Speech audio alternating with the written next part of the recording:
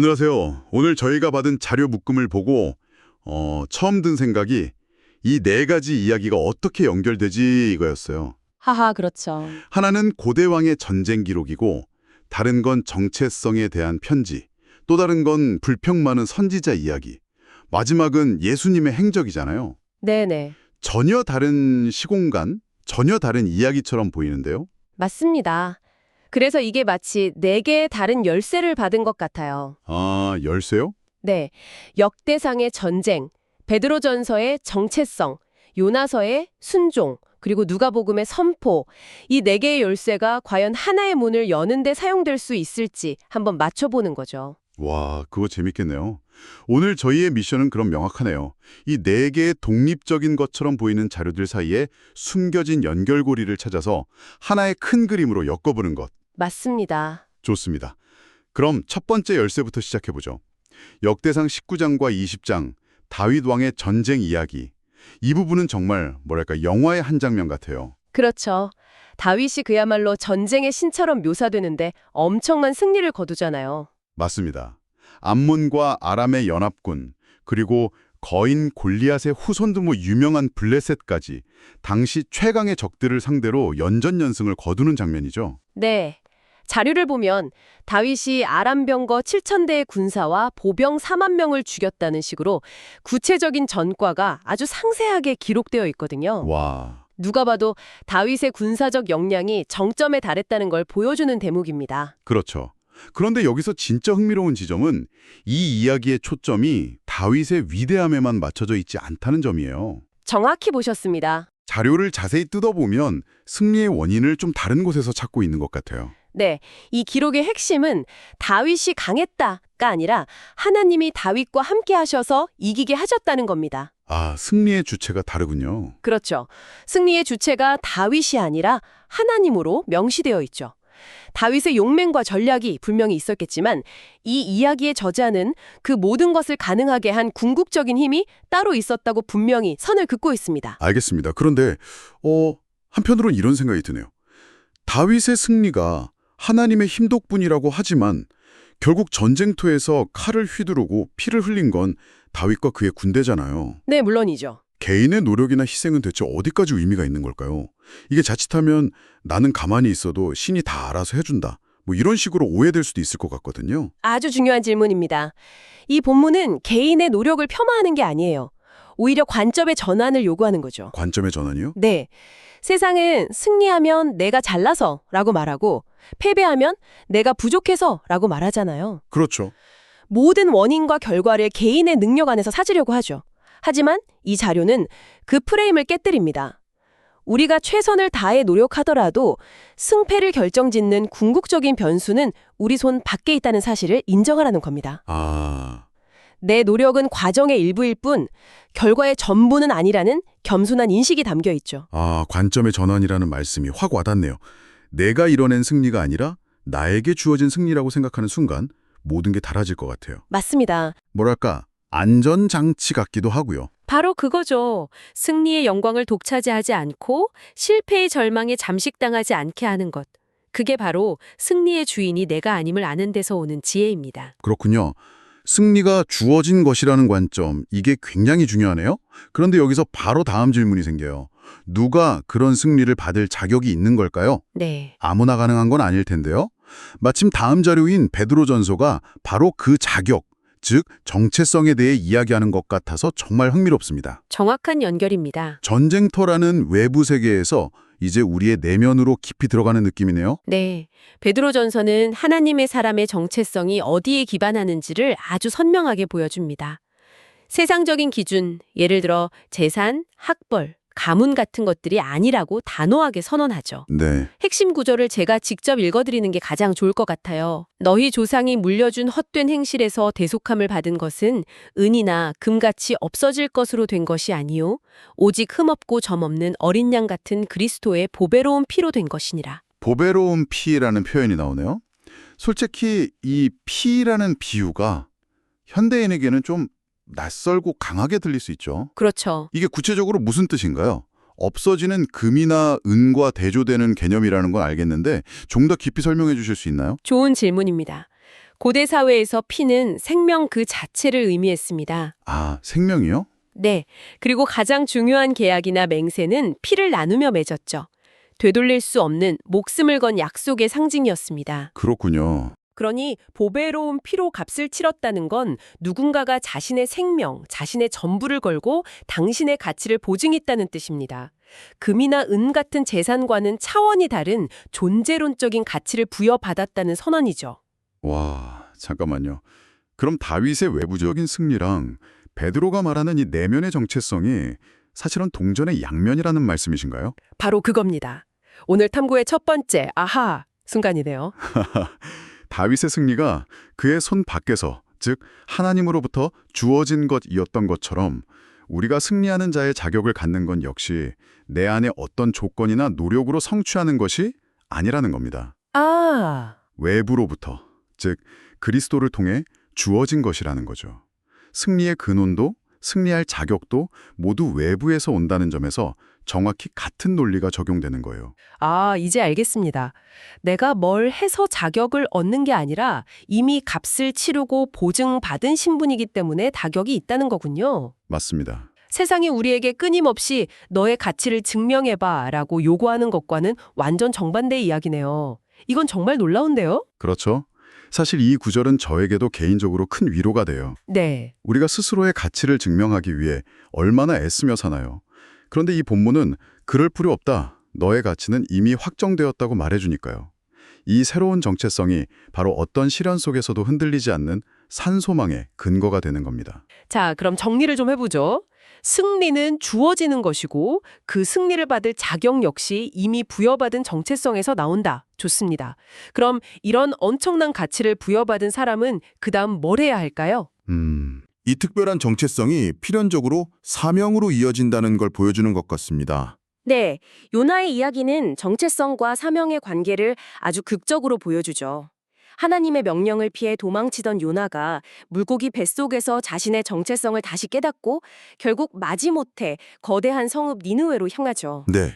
그리고는 아주 간결하고 어떻게 보면 좀 성의 없는 메시지를 외칩니다.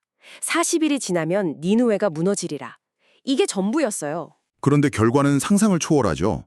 왕부터 시작해서 모든 백성, 심지어 가축까지 회개하는 전무후무한 일이 벌어집니다. 그렇죠. 솔직히 요나 이야기를 들으면 좀 답답한 구석이 있어요. 마지못해 거의 억지로 순종했는데 도시 전체가 구원받다니요. 이건 순종의 질이나 동기보다 그냥 행위 자체가 더 중요하다는 뜻일까요? 하하. 동기가 순수하지 않아도 괜찮다는 건가요? 청취자분들이 가장 궁금해할 만한 지점을 정확히 짚어주셨네요. 이 이야기가 도발적인 이유는 바로 그 지점 때문입니다. 네. 요나의 태도는 분명 칭찬받을 만한 게 아니었죠. 어쩌면 그는 니느웨가 정말 멸망하기를 바랐을지도 모릅니다. 그랬을 것 같아요. 하지만 이 이야기는 의도적으로 사명을 감당하는 사람에게서 초점을 빼앗아 버립니다. 그리고 그 메시지와 메시지를 보내신 분의 능력에 모든 스포트라이트를 비추죠. 아, 사역의 결과가 나의 열정이나 능력, 심지어는 나의 진정성에 달려있지 않을 수도 있다는 거군요. 그렇습니다. 통로였을 뿐이죠. 그 미지근한 순종조차도 하나님께서는 엄청난 구원의 역사를 이루는 도구로 사용하셨습니다. 와, 이것은 사명을 감당하는 우리에게 엄청난 자유를 줍니다. 내가 완벽해야만, 내가 뜨거워야만 일이 된다는 부담감에서 벗어나게 해주죠. 그렇죠. 중요한 건 나의 상태가 아니라 내가 순종하는 대상의 힘이라는 것을 보여주니까요. 와, 이것도 앞선 이야기들이랑 정확히 같은 맥락이네요. 다윗의 승리도 나에게서 비롯된 게 아니었고 베드로가 말한 정체성도 나로부터 나온 게 아니었는데 네네. 사명의 결과 역시 나의 역량에 달린 게 아니라는 거군요. 정말 일관된 메시지가 관통하고 있습니다. 맞습니다. 그리고 한 가지 더, 이 이야기는 사명의 대상에 대한 우리의 편견을 깨뜨립니다. 아, 대상이요? 네, 요나에게 니느웨는 멸망해야 마땅한 적대적인 이방 도시였거든요. 하지만 하나님의 계획은 그들을 구원하는 것이었죠. 하나님의 사람의 사명은 종종 우리의 이해와 기대를 뛰어넘는 영역으로 우리를 이끌어간다는 것을 보여줍니다. 알겠습니다. 승리의 근원, 승리하는 자의 정체성, 그리고 그 정체성에서 나오는 사명까지.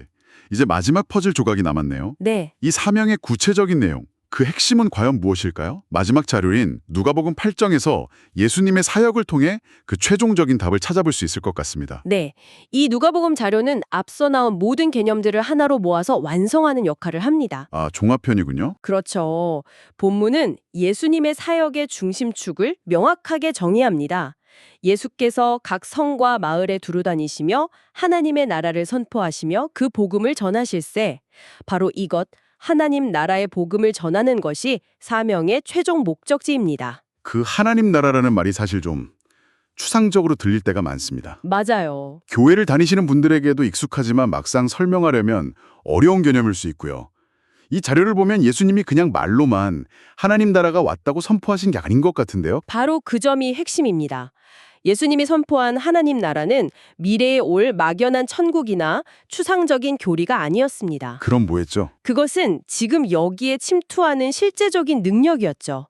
자료를 보면 예수님은 씨 뿌리는 비유로 하나님 나라의 원리를 가르치시는 동시에 거친 바람과 파도를 말씀 한마디로 잠잠하게 하십니다. 네네. 군대 귀신 들린 사람을 온전하게 회복시키시고 심지어 죽은 야이로의 딸을 살리시기까지 하죠. 아, 그러니까 말과 행동이 완벽하게 일치했군요. 하나님 나라가 임하면 깨어진 것들이 회복되고 혼돈의 질서가 잡힌다는 메시지를 네, 실제 사건들을 통해 눈앞에서 증명해 보이신 거네요. 정확합니다. 여기서 말하는 복음 선포는 단순한 정보 전달이 아니라 삶으로 그 능력과 실제를 증명해 보이는 것을 포함합니다. 예수님의 사역은 그가 선포한 하나님 나라가 얼마나 실제적이고 강력한지를 보여주는 쇼케이스와도 같았습니다. 와, 이제야 4개의 자료가 딱 하나의 그림으로 완전히 맞춰지는 느낌입니다. 그렇죠. 역대상의 다윗의 전쟁은 하나님 나라의 물리적인 보호와 확장을 보여주는 한 단면이었고, 베드로전서는 그 나라의 시민이 되는 자격이 선물로 주어진다는 것을, 요나서는 그 나라의 소식을 전해야 하는 사명을 보여준 셈이네요. 네네. 그리고 이 모든 조각들이 예수님의 사역 안에서 하나로 모여 완전한 의미를 갖게 되는 거군요. 네, 완벽한 정리입니다. 다윗의 승리, 베드로가 말한 새로운 정체성, 요나의 순종이 모두 이 하나님 나라의 복음을 세상에 드러내는 다양한 방식으로 귀결되는 것입니다. 자, 그럼 오늘 나눈 이야기들을 종합해보면서 마무리를 해볼까요? 네, 우리는 4편의 자료를 통해 하나의 거대한 흐름을 발견했습니다. 하나님으로부터 오는 승리가 있고, 네. 그 승리는 그리스도를 통해 주어진 새로운 정체성을 가진 자들의 것이죠. 맞아요. 그리고 그 놀라운 정체성은 우리를 안주하게 하는 게 아니라 순종을 통한 사명으로 우리를 부르고요. 그리고 그 사명의 핵심은 바로 말과 삶으로 하나님 나라의 복음을 선포하고 보여주는 것이고요. 네. 오늘 이 자료들을 보니까 승리와 사명이 별개가 아니라 하나님의 사람이라는 정체성을 중심으로 아주 긴밀하게 연결된 하나의 이야기 같아요. 맞습니다.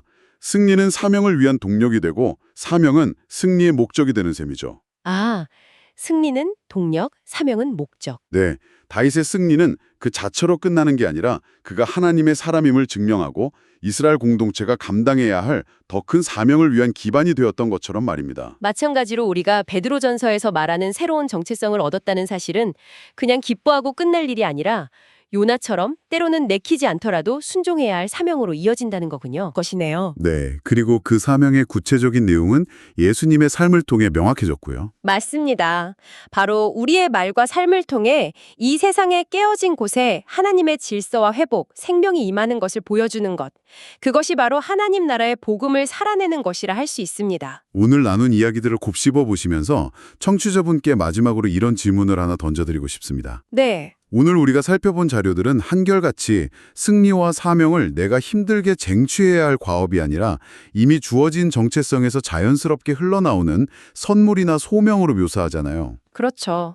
만약 이 관점을 정말 내 것으로 받아들인다면 지금 당장 청취자분의 어깨를 짓누르고 있는 그 부담감이나 혹은 간절히 바라는 인생의 목표를 어떻게 다르게 바라볼 수 있을까요?